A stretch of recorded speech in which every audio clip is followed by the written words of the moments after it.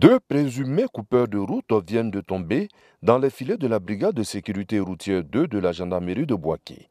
Armés de Kalachnikov, ces deux individus ont été arrêtés et désarmés à Bouaké après plusieurs mois de terreur sur l'axe Bouaké-Katiula-Timbi. Ces malfrats et leurs complices en cavale sévissaient aussi dans les localités de Saint-Fra et Boisflé où, selon des investigations de la gendarmerie, ils auraient pris part à l'assassinat du MDL-chef Nandjoui Kofi de la brigade de gendarmerie de Saint-Fra le 10 juillet dernier et d'un Chinois à Boisflé. Je viens du Saint-Fra. Je suis venu à Bouaké ici. J'ai payé un mouton avec une pile. Quand je suis venu, il m'a donné un sachet bleu d'aller remettre à ce type, à Froulan. C'est là, il a donné mon numéro à lui, il m'a appelé. Quand il m'a appelé, c'est là, dès que je suis descendu de la véhicule, je l'ai donné. Quand ils sont allés regarder le châssis, ils ont vu qu'il y avait des munitions dedans. Cette interpellation fait suite à plusieurs autres effectuées par les éléments de cette unité spéciale de la gendarmerie nationale de Bouaké, déterminés à en découdre avec le phénomène de coupeurs de route, de quoi rassurer la population et les opérateurs économiques des régions de Bouaké et du Yambol. Afin de mieux traquer les malfrats, les responsables locaux de la gendarmerie nationale souhaitent la collaboration des populations pour mieux accomplir leur mission.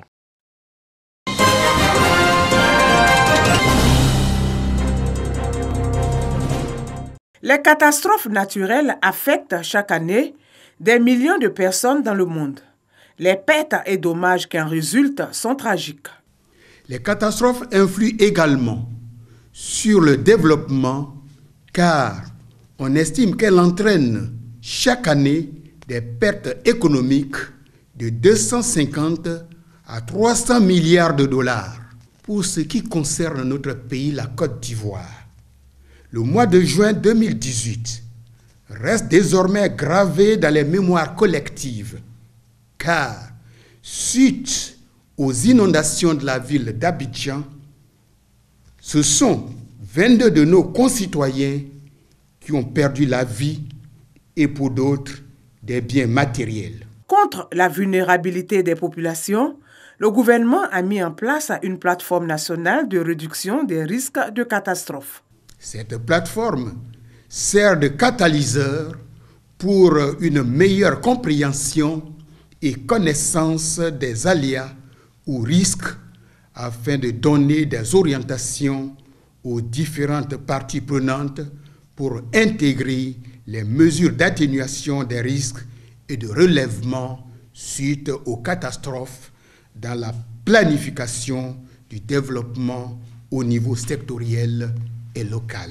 En cette journée internationale de prévention des catastrophes, le ministre de l'Environnement et du Développement durable invite les populations à quitter les zones à risque, à éviter d'obstruer les caniveaux par des déchets et au respect des règles d'urbanisme.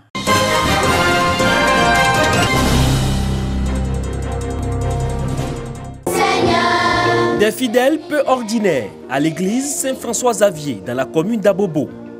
Des élèves venus des communes du district d'Abidjan pour prier pour une bonne année scolaire et recevoir également les conseils et bénédictions. Je suis venu dans cette église aujourd'hui pour que la paix du Seigneur soit avec moi et tous mes camarades, pour que l'année scolaire se passe bien. Le père célébrant a invité les élèves à privilégier les études et dans la discipline. Il a aussi demandé aux enseignants de mettre Dieu au centre de leurs actions pour une école de qualité. À l'église des Assemblées de Dieu du quartier Kennedy, les tout-petits ont prié également pour l'année scolaire. Même rituel à la mosquée Sanogo, où les élèves sont instruits sur le respect à l'égard des enseignants. Nous savons que nous, seuls, nous ne pouvons pas faire grand-chose. Et il faut bâtir.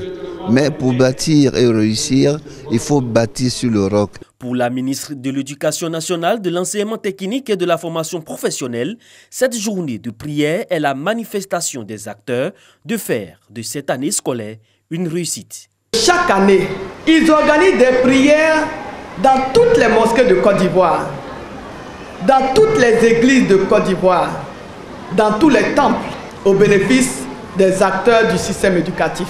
Nous demandons au Tout-Puissant de continuer de mettre sa main sur l'école ivoirienne, sur notre pays et de faire en sorte que l'école qui a démarré dans de bonnes conditions depuis le 9 septembre, que l'école s'achève le 31 juillet 2020 dans de bonnes conditions.